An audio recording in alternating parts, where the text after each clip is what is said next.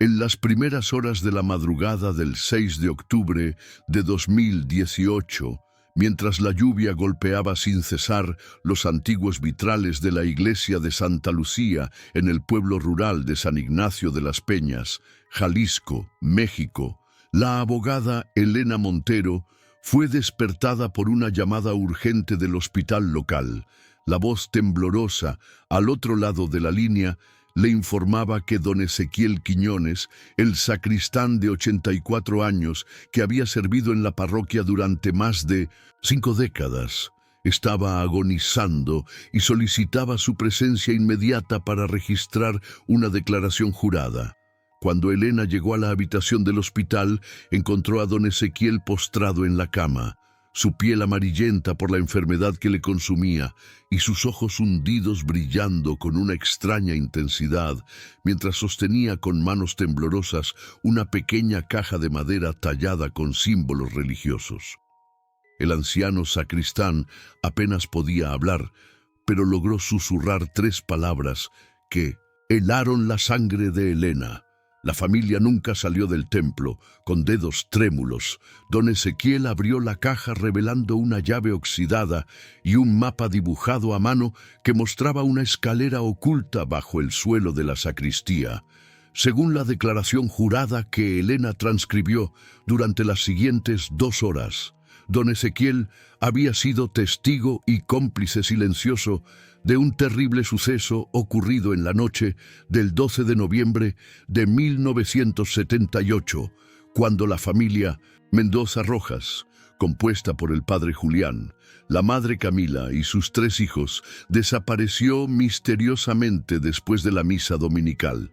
Lo que durante 40 años había sido atribuido a un asalto de bandidos en la carretera era en realidad algo mucho más siniestro que había tenido lugar dentro de los muros sagrados de la propia iglesia. Junto al mapa y la llave, don Ezequiel entregó a Elena un antiguo recorte de periódico del 13 de noviembre de 1978 con el titular «Familia Mendoza Rojas.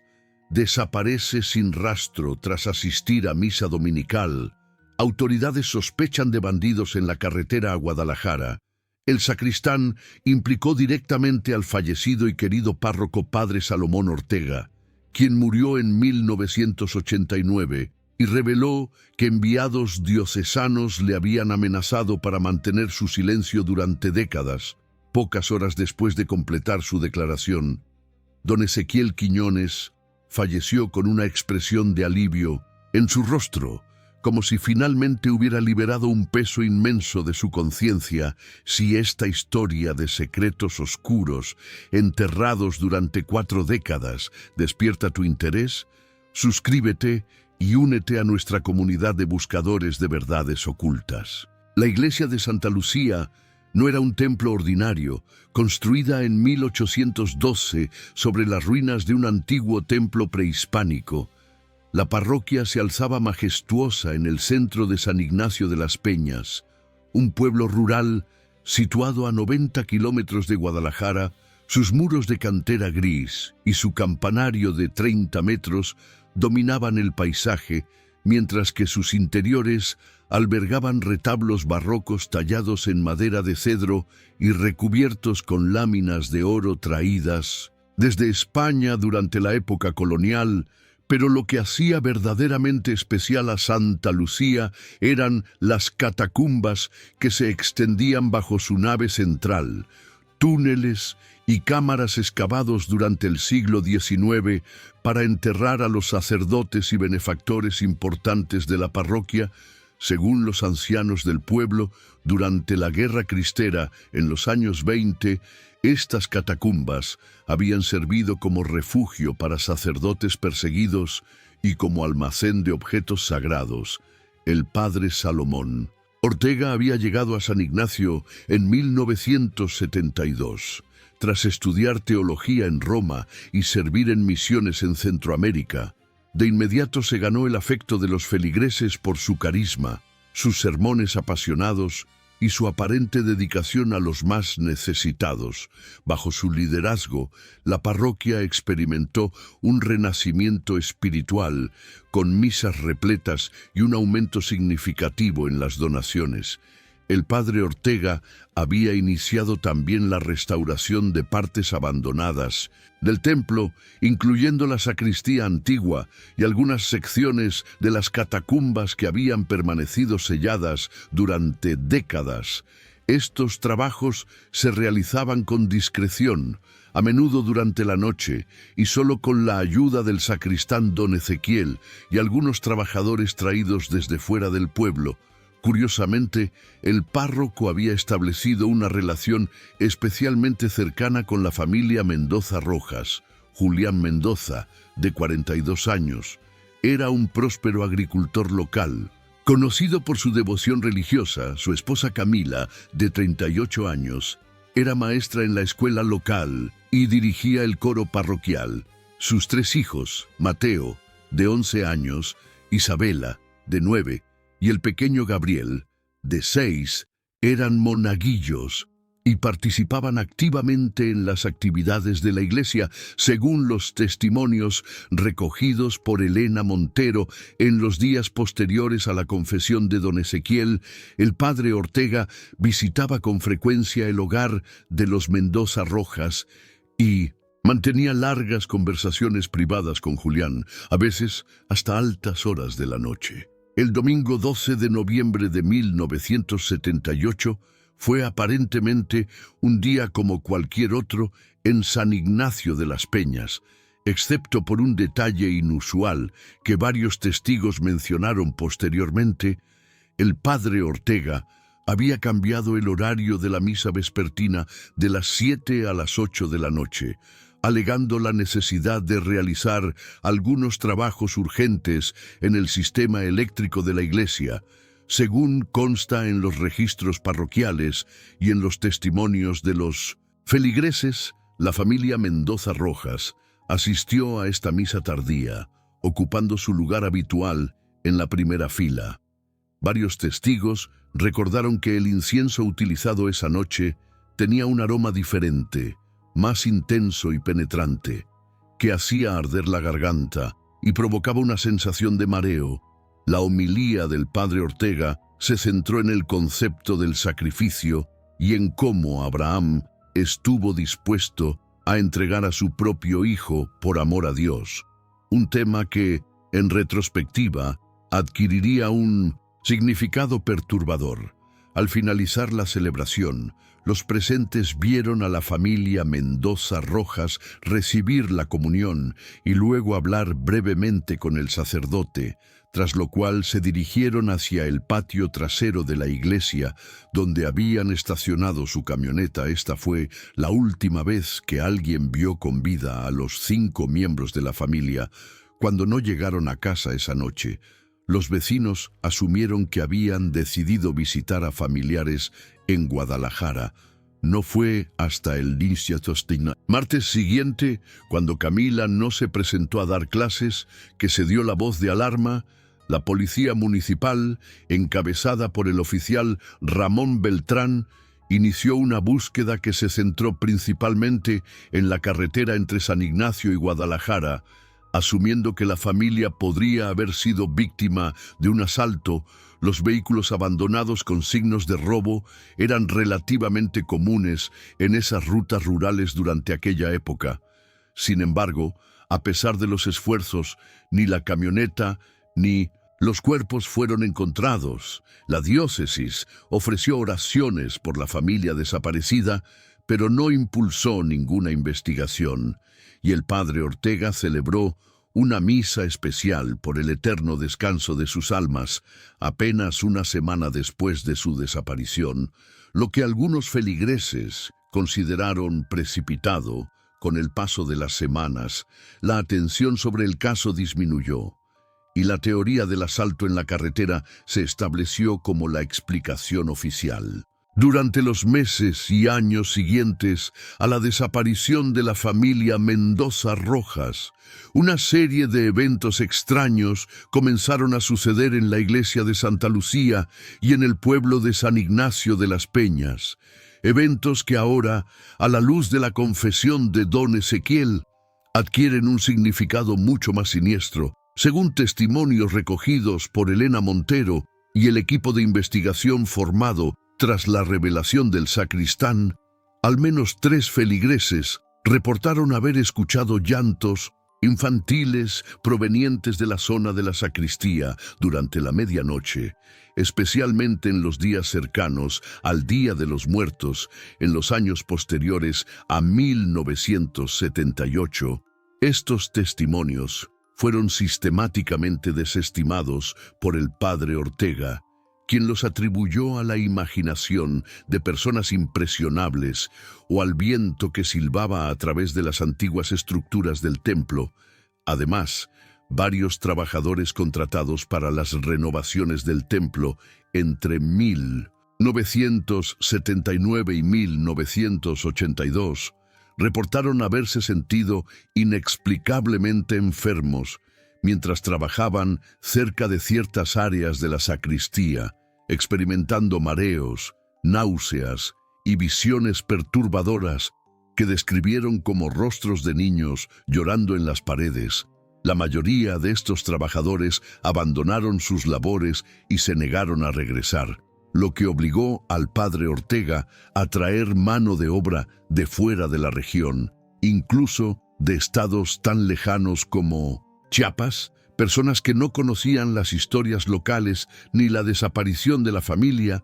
Mientras tanto, el comportamiento del propio padre Ortega comenzó a cambiar. Según informes de la época y testimonios de los feligreses más cercanos a él, el sacerdote perdió peso rápidamente, desarrolló un temblor en las manos y comenzó a mostrarse extremadamente nervioso durante ciertas fechas específicas, particularmente en el aniversario de la desaparición y durante las celebraciones del Día de los Muertos. Se volvió obsesivo con mantener la sacristía y ciertas áreas de la iglesia estrictamente fuera del alcance de los feligreses, instalando nuevas cerraduras y prohibiendo incluso a los monaguillos entrar sin su supervisión directa. Un documento particularmente revelador encontrado por los investigadores fue una carta fechada en marzo de 1981, enviada por el obispo de Guadalajara al padre Ortega, que Elena Montero obtuvo de los archivos diocesanos gracias a la intervención del padre Gabriel Vela, un historiador jesuita que se unió a la investigación. En esta carta, escrita en un lenguaje deliberadamente vago, el obispo expresaba su preocupación por los rumores que habían llegado a sus oídos sobre ciertas prácticas no ortodoxas en la parroquia de San Ignacio, y recordaba al padre Ortega que cualquier interpretación de la doctrina del umbral había sido expresamente condenada por el Vaticano en 1946. Esta primera mención documentada de la misteriosa doctrina del umbral proporcionaría más tarde una pista crucial para entender los motivos detrás de lo sucedido a la familia Mendoza Rojas. También resulta significativo que en julio de 1982, 4 años después de la desaparición, el padre Ortega solicitó formalmente a la diócesis permiso para sellar permanentemente ciertas áreas de las catacumbas. Alegando problemas estructurales, la diócesis aprobó esta solicitud y envió fondos específicos para la compra de materiales de construcción, incluyendo grandes cantidades de concreto. Además, los registros financieros de la parroquia, meticulosamente mantenidos por don Ezequiel como parte de sus responsabilidades, mostraban compras regulares de cal viva en cantidades significativas, supuestamente para trabajos de restauración. Sin embargo, ninguna de estas renovaciones fue jamás visible para la comunidad. El impacto psicológico de la desaparición de la familia Mendoza Rojas en la pequeña comunidad de San Ignacio fue profundo y duradero. En particular, los compañeros de clase de los niños desaparecidos sufrieron traumas que persistieron durante décadas. María Dolores Jiménez, quien en 1978 tenía 10 años y era amiga cercana de Isabela Mendoza, desarrolló un temor persistente a las iglesias que la afectó durante toda su vida adulta. En una entrevista con los investigadores en 2018, María Dolores, ahora una mujer de 50 años, reveló que durante años había tenido el mismo sueño recurrente en el que veía a Isabela arrodillada en un lugar oscuro, rodeada de velas, susurrando algo sobre un portal que no debía abrirse. Similar testimonio ofreció Carlos Guzmán, quien había sido compañero de clase de Mateo Mendoza, recordando que en las semanas previas a la desaparición, Mateo se había vuelto extrañamente callado y había mencionado que su padre y el padre Ortega discutían sobre un libro antiguo que habían encontrado durante las renovaciones de la iglesia. Un libro que, según Mateo, contenía rituales que podían cerrar puertas a otro mundo. Estos testimonios, descartados durante años como fantasías infantiles o elaboraciones posteriores, cobraron nueva relevancia a la luz de la confesión de don Ezequiel y los descubrimientos que siguieron. La muerte del padre Salomón Ortega en 1989, por un aparente ataque cardíaco, marcó otro capítulo oscuro en esta historia. Según la declaración jurada de don Ezequiel, en los días previos a su fallecimiento, el párroco había estado extremadamente agitado, quemando documentos en la sacristía y pasando largas horas en oración frente al altar. El sacristán reveló que la noche antes de su muerte, el padre Ortega le había confiado que estaba siendo atormentado por visiones de los niños Mendoza Rojas y que temía que el umbral que tanto se había esforzado por cerrar estuviera comenzando a abrirse nuevamente. El funeral del padre Ortega fue atendido por altos representantes de la diócesis, incluyendo al cardenal Maldonado, quien, según posteriormente revelarían documentos filtrados del Vaticano, había dirigido un comité clandestino dedicado al estudio de fenómenos espaciales en sitios de intenso fervor eucarístico. Llamó la atención de algunos feligreses que, tras el entierro del párroco, la diócesis envió un equipo para retirar ciertos objetos de la rectoría y de la sacristía, incluyendo libros y documentos personales, sin ofrecer explicación alguna a la comunidad. En los años siguientes, 3 sacerdotes diferentes fueron asignados a la parroquia de Santa Lucía, pero ninguno permaneció más de 2 años, cada uno solicitando traslados por razones de salud o motivos personales no especificados. Durante todo este tiempo, don Ezequiel permaneció como sacristán, manteniendo los secretos de la iglesia y, según su propia confesión, continuando con ciertos rituales iniciados por el padre Ortega, especialmente durante el Día de los Muertos y en el aniversario de la desaparición de la familia. La confesión de don Ezequiel Quiñones, en su lecho de muerte, el 6 de octubre de 2018, desencadenó una serie de eventos que finalmente empezarían a desenterrar la verdad que había permanecido oculta durante 40 años. Elena Montero, impactada por las revelaciones del sacristán, contactó inmediatamente con las autoridades, pero consciente de las implicaciones y del posible encubrimiento por parte de instituciones poderosas, también formó un equipo de investigación independiente compuesto por la doctora Lorena Patiño, una antropóloga forense cuya tía había sido corista en la iglesia en 1978, el padre Gabriel Vela, un historiador jesuita que llevaba años rastreando correspondencia vaticana sobre la llamada doctrina del umbral, y Sergio Beltrán, un periodista cuyo padre había sido el oficial de la policía municipal inicialmente asignado al caso, Los cuatro acordaron documentar meticulosamente cada paso de su investigación y hacer público todo lo que descubrieran, como protección contra posibles intentos de silenciarlos. En las primeras horas del 8 de octubre, con una orden judicial en mano, el equipo, acompañado por técnicos forenses y oficiales de policía, entró en la iglesia de Santa Lucía, siguiendo el mapa dibujado por don Ezequiel. Levantaron las baldosas de la década de 1970 que cubrían una sección del suelo de la sacristía, revelando una trampilla de metal sellada con múltiples cerraduras. La llave oxidada proporcionada por el sacristán abrió la cerradura principal, pero las demás tuvieron que ser forzadas. Cuando finalmente lograron abrir la pesada trampilla, un olor fétido emergió de la oscuridad, una mezcla de humedad, cera de vela derretida y algo más orgánico y perturbador. Tras descender por una estrecha escalera de caracol tallada en la piedra, los investigadores se encontraron en una cámara abovedada de aproximadamente 8 metros de largo por 6 de ancho. Las paredes estaban cubiertas con cruces dibujadas con tiza y docenas de velas de oración adheridas a la piedra por la cera derretida a lo largo de décadas.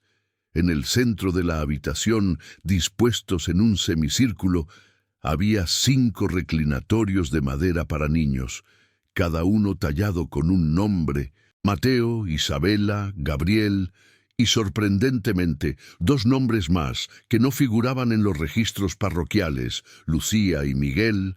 Estos 2 últimos reclinatorios parecían más antiguos, con la madera más desgastada y oscurecida por el tiempo. En el extremo norte de la cámara, una pila bautismal de piedra corrida contenía una mezcla de cal viva y lo que los forenses identificaron inmediatamente como fragmentos de huesos humanos carbonizados.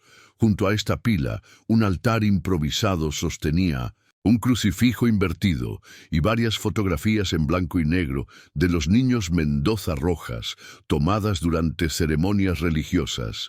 Pero el hallazgo más perturbador fue un folio de cuero sellado herméticamente para protegerlo de la humedad, que contenía el diario personal del padre Salomón Ortega. Este documento, que más tarde sería analizado exhaustivamente por el equipo de investigación, proporcionaría las respuestas más escalofriantes sobre lo sucedido aquella noche de noviembre de 1978.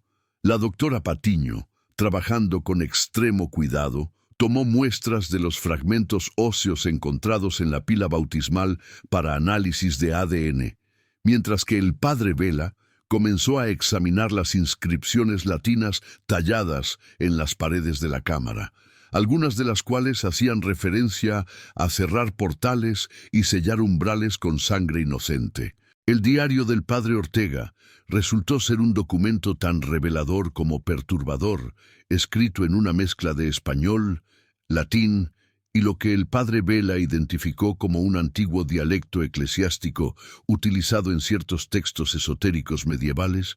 Las entradas comenzaban en 1973, poco después de la llegada del párroco a San Ignacio, y detallaban su descubrimiento inicial de lo que él llamaba un punto de convergencia bajo el altar mayor. Durante las renovaciones de la sacristía, Ortega había encontrado un manuscrito del siglo XVII oculto en un compartimento secreto de la pared.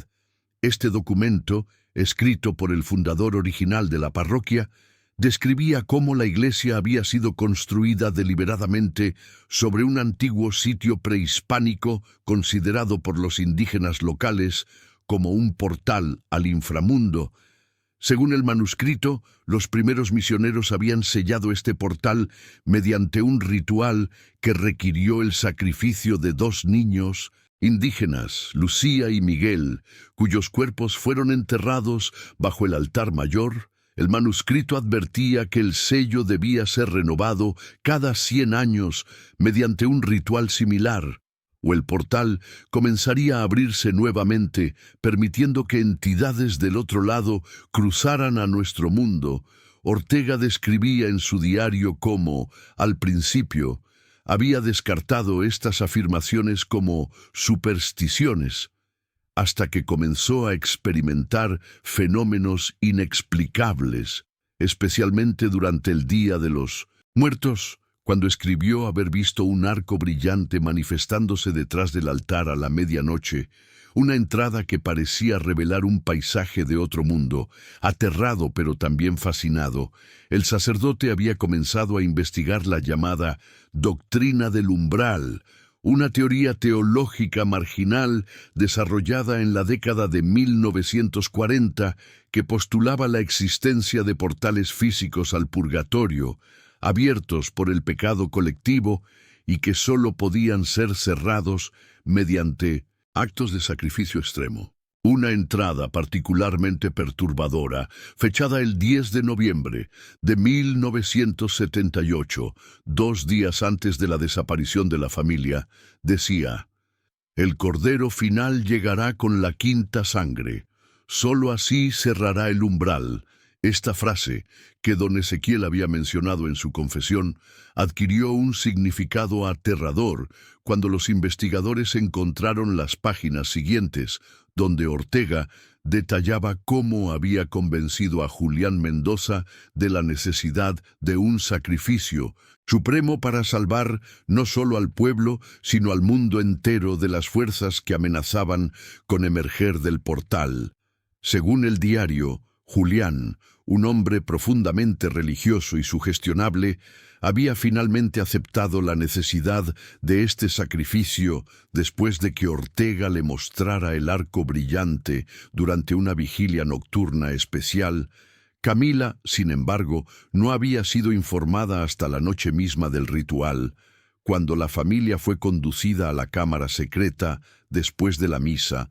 Las últimas páginas del diario describían en términos clínicos pero horripilantes cómo se había llevado a cabo el ritual, con los 5 miembros de la familia Mendoza Rojas arrodillados ante el altar improvisado, mientras Ortega recitaba oraciones en latín antiguo. Los análisis forenses posteriores de los fragmentos óseos encontrados en la pila bautismal confirmaron que pertenecían a Julián y Camila Mendoza, mientras que otros restos hallados en un compartimento oculto bajo el suelo de la cámara correspondían a los 3 niños. Estas evidencias indicaban que las víctimas habían sido sacrificadas mediante un método que involucraba desangramiento y posterior tratamiento de los cuerpos con cal viva para acelerar su descomposición. Una familia entera desapareció después de misa en 1978. 40 años después, el sacristán revela la aterradora verdad. Si historias como esta te parecen importantes para revelar verdades ocultas, apoya nuestro canal y ayúdanos a continuar con estas investigaciones. El equipo de investigación pronto descubrió que el caso iba mucho más allá de los crímenes de un sacerdote perturbado. Al examinar archivos diocesanos que habían sido clasificados durante décadas, el padre Vela encontró correspondencia entre el cardenal Maldonado y el padre Ortega que demostraba que la diócesis no solo estaba al tanto de las creencias de Ortega respecto al portal, sino que activamente las fomentaba y apoyaba. Un memorándum fechado en septiembre de 1978, firmado por el propio cardenal, autorizaba la compra y envío de 200 kilogramos de cal viva a la parroquia de Santa Lucía. Los recibos de esta transacción llevaban el sello personal del obispo. Además, Sergio Beltrán, revisando los archivos de la policía municipal donde su padre había trabajado, descubrió registros de pagos sustanciales realizados desde un fondo diocesano anónimo a las autoridades locales en las semanas posteriores a la desaparición de la familia. Estos pagos coincidían con la decisión de abandonar la investigación y aceptar la teoría de los bandidos de carretera. Más inquietante aún fue el descubrimiento de un informe oficial que había sido retirado de los archivos, pero del cual su padre había mantenido una copia oculta, este documento detallaba cómo un oficial de policía que patrullaba cerca de la iglesia la noche de la desaparición había reportado escuchar gritos infantiles provenientes del interior del templo alrededor de 1900, la medianoche, pero fue ordenado por sus superiores a ignorar el incidente y eliminar esta información de su reporte. La investigación dio un giro aún más perturbador cuando la doctora Patiño, utilizando tecnología de radar de penetración terrestre, descubrió la existencia de un segundo espacio vacío mucho más grande que la cámara ritual, directamente bajo la nave de la iglesia y justo debajo de los escalones del santuario de mármol. Este hallazgo coincidía con una descripción en el diario de Ortega de una cámara principal donde el portal supuestamente se manifestaba. Sin embargo, antes de que pudieran investigar esta segunda cavidad, representantes de la diócesis, acompañados por abogados, llegaron a San Ignacio con una orden judicial que detenía temporalmente la investigación, alegando preocupaciones por la estabilidad estructural del edificio histórico. Fue en este momento cuando Elena Montero decidió filtrar a la prensa las evidencias ya recopiladas, incluyendo fotografías de la cámara ritual, extractos traducidos del diario de Ortega y los resultados preliminares de las pruebas de ADN que confirmaban la identidad de los restos encontrados. La reacción pública fue inmediata y abrumadora, con manifestaciones frente a la Catedral de Guadalajara exigiendo una investigación completa y transparente. Ante la presión mediática internacional, la diócesis se vio obligada a retirar su oposición legal y permitir que continuara la investigación. Al mismo tiempo, el Vaticano anunció el envío de un delegado especial para supervisar el caso. En una declaración cuidadosamente redactada, la Santa Sede condenó cualquier interpretación herética de la doctrina católica que pudiera haber llevado a actos de violencia y expresó su profundo pesar por el sufrimiento de la familia Mendoza Rojas. Con la investigación nuevamente en marcha, el equipo se centró en descifrar el último enigma presente en el folio de cuero, una inscripción latina en la última página que decía «Quitolit peccata mundi, sanguine claudet portam», que el padre Vela tradujo como «el que quita los pecados del mundo, con sangre cierra la puerta». Esta frase, una perversión de textos litúrgicos tradicionales, parecía ser la clave del ritual realizado por Ortega, trabajando con arqueólogos y expertos en estructuras históricas. El equipo finalmente logró acceder a la segunda cámara, bajo el altar mayor. Lo que encontraron desafió cualquier explicación racional. La cavidad, de forma perfectamente circular con 15 metros de diámetro, tenía paredes recubiertas con símbolos que combinaban iconografía cristiana y motivos prehispánicos. En el centro, una plataforma elevada de piedra mostraba manchas oscuras que los análisis posteriormente confirmarían como sangre humana de al menos 7 individuos diferentes, incluidos los 5 miembros de la familia Mendoza Rojas, pero lo más perturbador era un arco de piedra tallada que se alzaba en el extremo norte de la cámara, a través del cual, según las notas de Ortega, se manifestaba el portal durante ciertos alineamientos astronómicos, principalmente en el Día de los Muertos.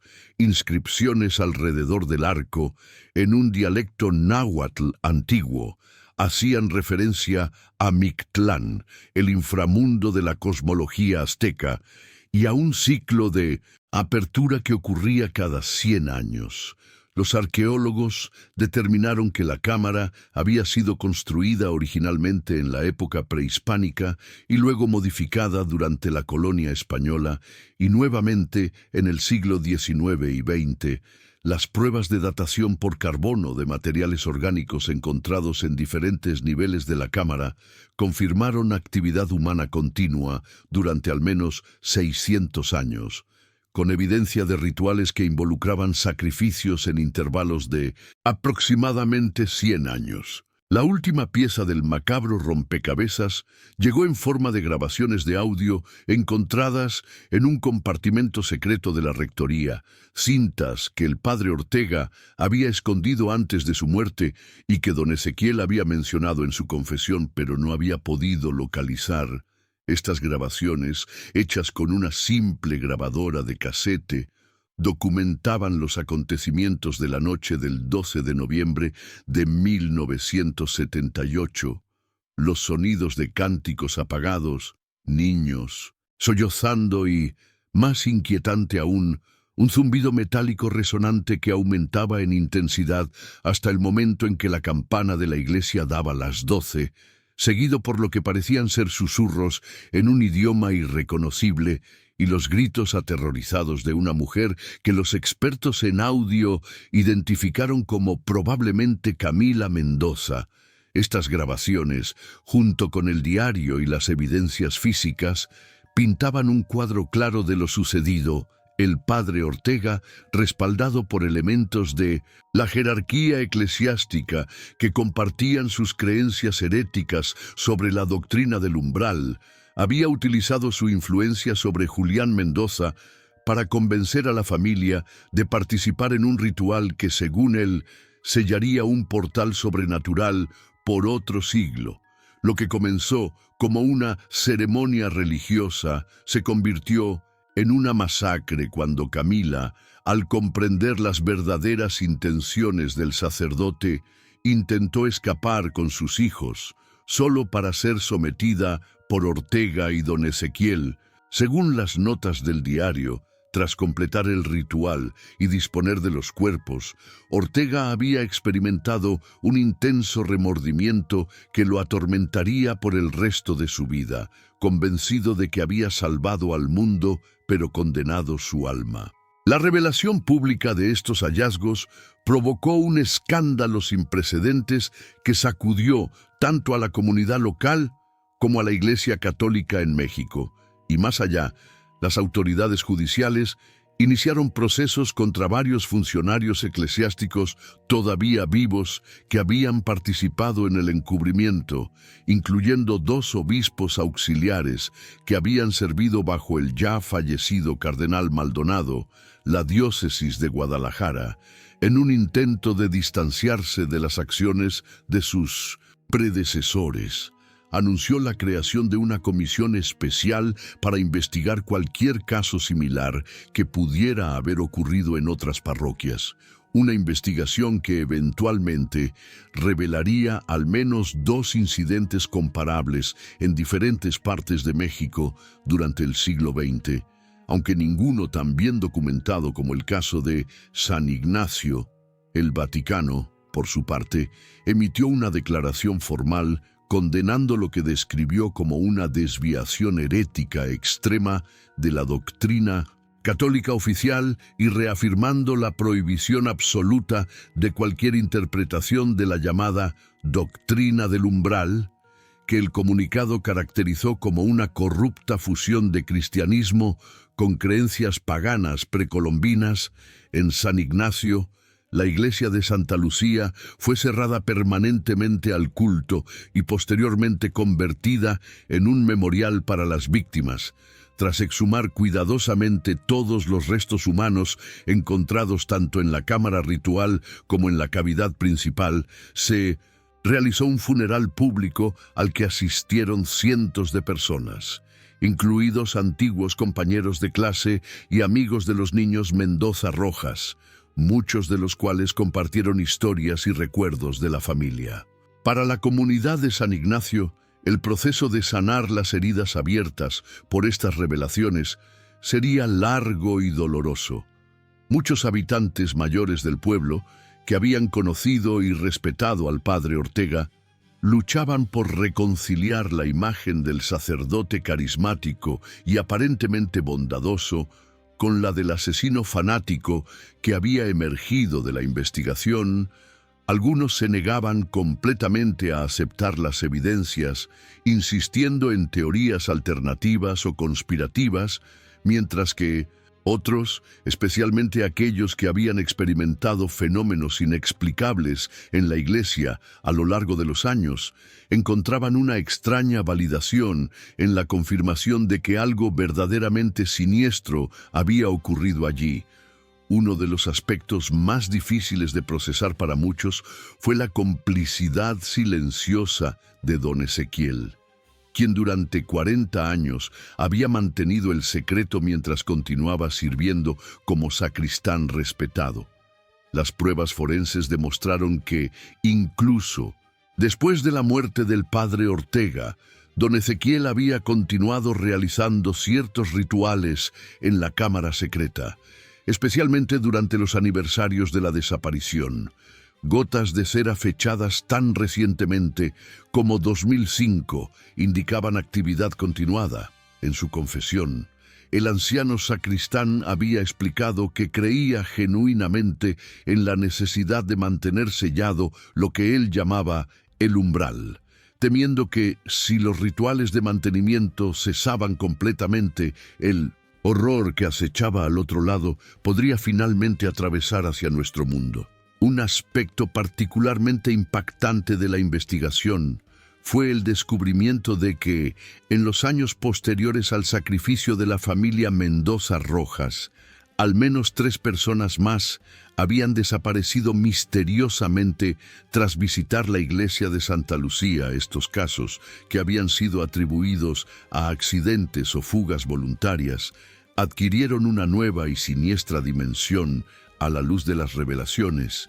Aunque no se encontraron restos adicionales en las cámaras secretas, entradas crípticas en el diario de Ortega sugerían que estos individuos podrían haber sido utilizados en rituales menores, destinados a fortalecer el sello principal creado con la sangre de la familia. Las autoridades reabrieron estas investigaciones, pero con el principal sospechoso muerto hacía décadas, las posibilidades de lograr una resolución completa eran mínimas. Sin embargo, para las familias de estos desaparecidos, la verdad, por horrible que fuera, proporcionaba al menos un cierre a la incertidumbre que habían soportado durante años. En un gesto simbólico de reconciliación y memoria, el Ayuntamiento de San Ignacio, en colaboración con las familias afectadas, erigió un monumento en la plaza central del pueblo. Un sencillo obelisco de piedra con los nombres de todas las víctimas conocidas y la inscripción: "La verdad, aunque llegue tarde, ilumina la oscuridad". Más allá del horror humano documentado en el caso, quedaban preguntas inquietantes sobre los aspectos potencialmente sobrenaturales de lo ocurrido en San Ignacio. Aunque la mayoría de los investigadores y autoridades se centraron comprensiblemente en los crímenes tangibles y el encubrimiento institucional, no podían ignorar completamente los elementos más inexplicables del caso, como el extraño zumbido metálico captado en las grabaciones de audio, que análisis acústicos determinaron que no correspondía a ninguna fuente conocida, o los informes consistentes a lo largo de décadas de fenómenos visuales y auditivos extraños en la iglesia. Particularmente durante el Día de los Muertos, la doctora Patiño, científica escéptica por formación, se encontró desconcertada por lecturas anómalas de campos electromagnéticos en la zona del Arco de Piedra. Lecturas que fluctuaban sin explicación aparente y alcanzaban picos durante ciertos alineamientos astronómicos que coincidían precisamente con las fechas mencionadas en el diario de Ortega. El padre Vela, por su parte, continuó su investigación sobre la doctrina del umbral, descubriendo referencias similares en textos esotéricos de diversas tradiciones religiosas alrededor del mundo, textos que describían lugares específicos donde el velo entre mundos se adelgazaba y podía ser atravesado bajo ciertas condiciones. La posibilidad de que el padre Ortega y sus cómplices hubieran asesinado a la familia Mendoza Rojas basándose en supersticiones delirantes era horrible por sí misma. Pero la alternativa, que pudiera haber algún fundamento real para sus creencias, habría perspectivas aún más perturbadoras. Una de las decisiones más controvertidas tomadas por las autoridades fue el sellado permanente de la cámara principal bajo el altar mayor. Tras completar todos los estudios forenses y arqueológicos necesarios, ingenieros estructurales rellenaron la cavidad con concreto reforzado, efectivamente enterrando cualquier evidencia física que pudiera quedar del supuesto portal. Esta medida, justificada oficialmente por razones de seguridad estructural, fue criticada por algunos como un intento de eliminar pruebas que podrían apuntar a aspectos más extraños del caso. Sin embargo, antes del sellado, equipos científicos independientes documentaron exhaustivamente todos los aspectos de la cámara, incluyendo escaneos láser tridimensionales de alta resolución que preservaron digitalmente cada detalle de los símbolos y estructuras.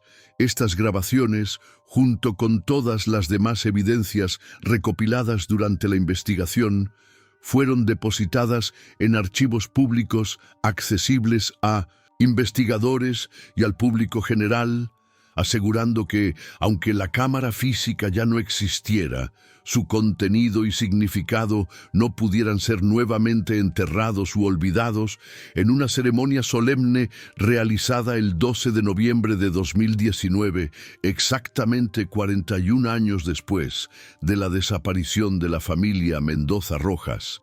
Las campanas de todas las iglesias de la región tocaron simultáneamente en memoria de las víctimas, mientras que en San Ignacio cientos de personas se reunieron para una vigilia nocturna en la plaza frente al antiguo templo, ahora transformado en memorial. El eco de estos eventos continúa resonando hasta el presente, no solo en San Ignacio, sino en comunidades religiosas de todo México y más allá.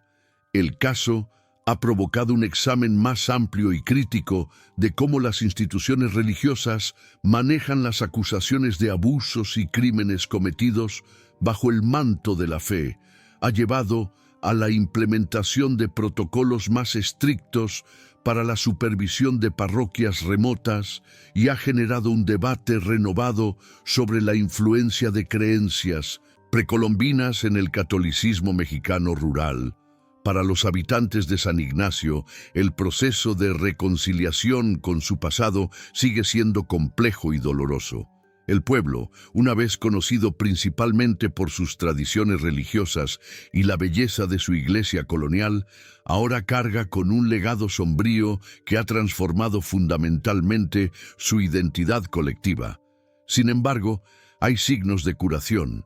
Cada año, durante el Día de los Muertos, los residentes organizan una procesión silenciosa que termina en el memorial, donde colocan flores y encienden velas en recuerdo no solo de la familia Mendoza Rojas y las demás víctimas confirmadas, sino también de don Ezequiel, a quien muchos han llegado a ver como una figura trágica, atrapada entre el miedo, la superstición y una lealtad mal dirigida, una víctima él mismo en cierto sentido, de las manipulaciones de Ortega y de una institución que eligió el silencio sobre la verdad. La historia de lo que ocurrió en la iglesia de Santa Lucía nos recuerda la fragilidad de la confianza depositada en instituciones y figuras de autoridad, y cómo esta confianza puede ser manipulada con fines terribles. Nos muestra los peligros de cuando la fe ciega se combina con interpretaciones extremas de doctrinas religiosas y el daño duradero que el silencio institucional puede infligir a comunidades enteras. Pero también nos habla del poder redentor de la verdad, aunque llegue tardíamente, y de la importancia de la memoria colectiva como forma de honrar a las víctimas y prevenir que tales horrores se repitan. Mientras las campanas tañen suavemente en el crepúsculo sobre San Ignacio de las Peñas, el viento parece a veces llevar los ecos de un pasado que se niega a permanecer enterrado, un recordatorio de que algunas historias, por dolorosas que sean, deben ser contadas y recordadas, para que las almas de Julián, Camila, Mateo, Isabela y el pequeño Gabriel, Mendoza Rojas, junto con todas las demás víctimas de aquella oscuridad, puedan finalmente descansar en paz, conocidas, recordadas y honradas por los vivos. Cuéntanos tus pensamientos sobre esta historia en los comentarios y no olvides suscribirte para más investigaciones sobre verdades ocultas que el tiempo no ha podido enterrar.